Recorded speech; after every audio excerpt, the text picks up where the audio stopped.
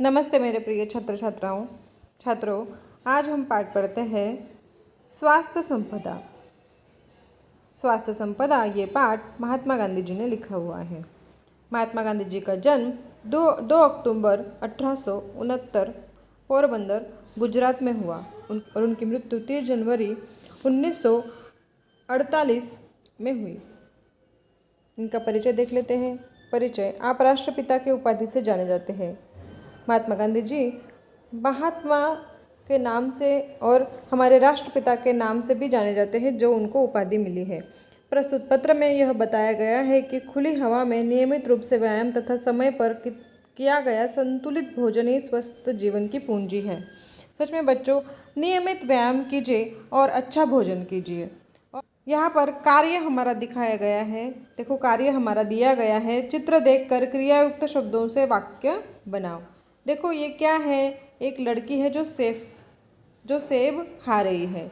तो इस पर वाक्य कैसे बनेगा? शायद इसका नाम हम एक रखेंगे कि प्रीति सेब खा रही है। ठीक है, तो ऐसे सारे चित्र देखकर आपको क्या करना है? वाक्य बनाने हैं। ये आपके लिए स्वाध्याय है। यहाँ पर दिया गया है एरवड़ा मंदिर 8/11/32 यानी यहाँ पर तारीख दी गई है और एरवड़ा मंदिर दिया गया है, मतलब जहाँ से उन्होंने ये पत्र लिखा है वहाँ का उन्होंने पता दिया है। तो उन्होंने पत्र लिखा है जमनालाल को, तो उन्होंने लिखा है चिरंजीव जमनालाल। जो छोटे होते हैं उनको चिरंजीव कहा जाता है। और उन्होंने लिखा है तुम्हारा पत्र अभी मेरे हाथ लगा, सुना और उसका जवाब लिख रहा हूँ।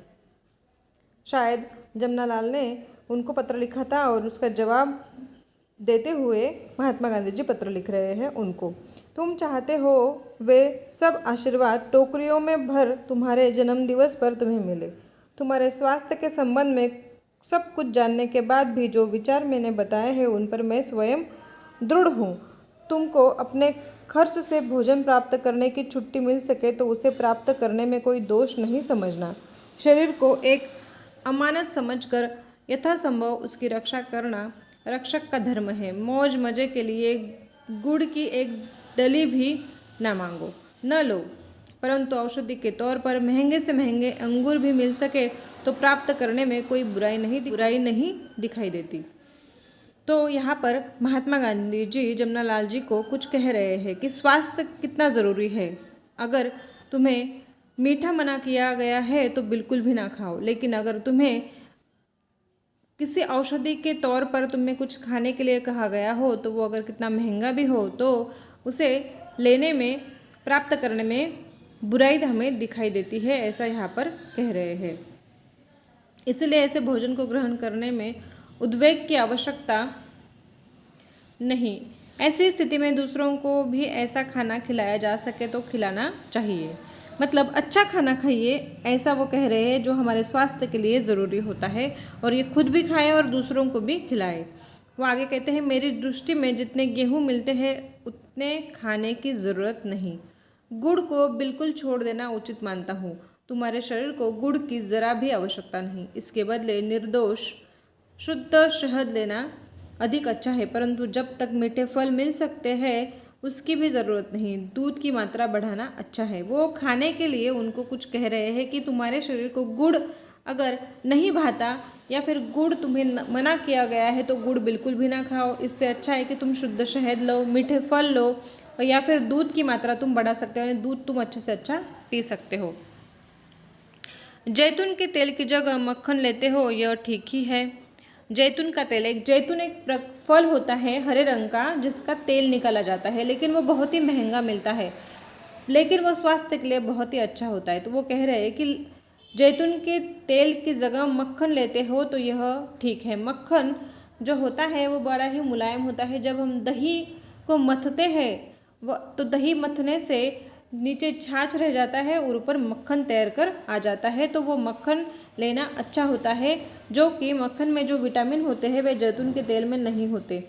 जैतून का जो तेल है उसमें वो विटामिन नहीं मिलते जो कि मक्खन में मिलते हैं। साग में हरी सब्जी होनी चाहिए। साग में हरी सब्जी होनी चाहिए, मतलब जो हम हमारे थाली में जो सब्जी खाते हैं वो हरी होनी चाहिए, मतलब हरी सब्जियां खाना आवश्यक होता है। आलू वगैरह लगभग रोटी का स्थान लेते हैं। आलू जो होते हैं वो रोटी का स्थान लेते हैं, मतलब आलू जो होते हैं वो पचने में भारी होते हैं। इसमें स्टार्च होता है, तुमको स्टार्च की कम से कम ज़रूरत है और जितनी होगी वह सब गेहूं से पूरी हो जाएगी। मतलब अगर गेहूं की रोटी खा रहे हो तो आलू खाने की ज़रूरत नहीं, क्योंकि आलू में जो स्टार्च है वो तुम्हें गेहूं की रोटी में मिल जाएंगे, ऐसा वो जमनालाल जी को कह रहे हैं। आगे वो लिखते हैं, मक्खन दूध काफ़ी है, इसके घटाने बढ़ाने का आधार वजन के ऊपर है। वजन के स्थिर हो जाने तक और हजम होता रहे तब तक मक्खन के अथवा दूध की या दोनों की मात्रा बढ़ाते जाना चाहिए। तरकारियों में लौकी तथा भिन्न भिन्न प्रकार की सब्जियां, फूल गोभी, पत्ता गोभी, बिना बीज की सेम, बैंगन, इन सब की गिनती अच्छी हरी सब्जियों में होती है। गेहूं का आटा चोकर मिला हुआ होना चाहिए, यानी कि वो सारी सब्जियों के यहाँ पर गुण बता रहे हैं कि अगर तुम्हें अपना वज़न ठीक से रखना हो, तुम्हें स्वस्थ रहना हो तो हरी सब्जियाँ खाओ। और साथ में उन्होंने बहुत सारी सब्जियों के नाम यहाँ पर दिए हैं और उन्होंने कहा कि गेहूं का आटा चोकर मिला होना चाहिए। चोकर मिला होना चाहिए यानी कि जो आटा पीस कर आता है उसे बिना छाने हुए उसकी रोटी बनानी चाहिए, उसमें से चोकर बिल्कुल भी ना निकाला जा सके। यदि गेहूँ बिल्कुल साफ करके पिसा गया हो तो उसका कोई भी अंश नहीं फेंकना चाहिए। बिल्कुल साफ करके पिसा गया हो तो उसे फिर से छानने की ज़रूरत नहीं होती। फल में ताजे अंगूर, मौसम्बी, संतरा, अनार, सेब, अनानास लेने योग्य है। यहाँ पर वो अच्छे अच्छे फलों के नाम बता रहे हैं कि ये लेने बहुत ही आवश्यक होते हैं। आजकल जो प्रयोग अमेरिका में हो रहे हैं उनसे मालूम होता है कि एक ही साथ बहुत सी चीज़ें नहीं मिला देनी चाहिए। एक ही साथ बहुत सी चीज़ें नहीं मिला देनी चाहिए। देखो बहुत से हम मिल्क शेक बनाते हैं, जैसे बहुत से फल और दूध मिलाकर हम शेक बनाते हैं, या फिर बहुत से फल एक साथ मिलाकर उसका जूस बनाया जाता है, जैसे मिक्स फ्रूट जूस कहा जाता है। तो ऐसा नहीं करना चाहिए, क्योंकि फल एक ही खाना चाहिए, मिलाकर नहीं खाना चाहिए। यहाँ पर महात्मा जी कह रहे हैं।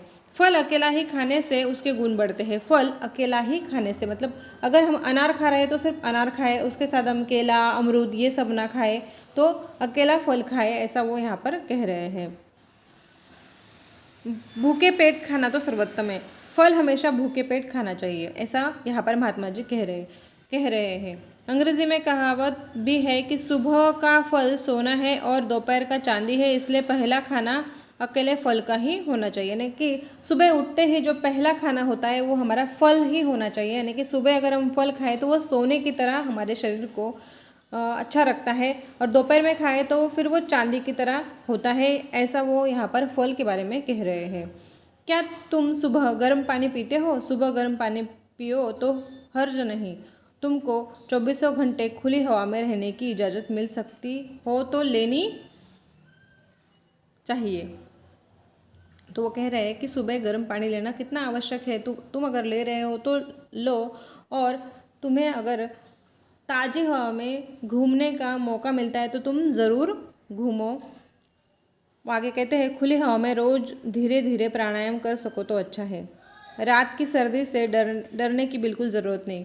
कंबल गले तक अच्छी तरह ओढ़ लिया हो तो सिर तथा कान पर कपड़ा लपेट लो तो फिर कोई हानि नहीं। वहाँ पर अगर ठंड हो, वो जमनालाल जी शायद वो विदेश में रह रहे हैं और वो महात्मा जी उनको कह रहे हैं कि अगर वहाँ पर ठंड है तो कंबल पूरे गले तक ओढ़ो, और जो कान और सर है वहाँ पर कपड़ा लपेट लो, तो कोई दिक्कत नहीं, आप ठंड में भी अच्छे से सो सकते हो। 24 घंटे शुद्ध से शुद्ध हवा श्वास के लिए फेफड़ों में जाए, यह अति आवश्यक है। वो कह रहे हैं कि शुद्ध हवा हमारे फेफड़ों में जाना आवश्यक है, इसलिए धीरे धीरे प्राणायाम भी करो। सुबह की धूप सहन हो सके तो इस तरह शरीर को खुली हवा में जितना खुला रख सको उतना रखना चाहिए। सुबह की धूप जो सुबह धूप होती है ना, 8 बजे तक जो धूप होती है 8 बजे तक की, उस धूप को हमें शरीर पर लेना चाहिए, जिससे विटामिन डी मिलता है। हमारे जो हड्डियाँ होती है वो उससे मजबूत होती है, ऐसा वो महात्मा गांधी जी जमनालाल जी को कह रहे हैं। आगे वो कहते हैं, माधव जी की गाड़ी तो ठीक चल रही है, वहाँ जो साथी रहते हो और जो आवे सो हम तीनों का यथायोग्य आशीर्वाद पावे। वो सबके लिए वहाँ पर आशीर्वाद भेज रहे हैं। और वहाँ पर वो आखिर में लिखते हैं बापू के आशीर्वाद। देखो यहाँ पर उन्होंने चित्र दिया है कि खुली हवा में दो जो बच्चे हैं वो अच्छे से व्यायाम कर रहे हैं और सूरज की रोशनी भी अपने शरीर पर ले रहे हैं। ठीक है बच्चों, यहाँ पर ये पाठ समाप्त होता है। आशा करती हूँ आपको समझ में आया होगा। धन्यवाद।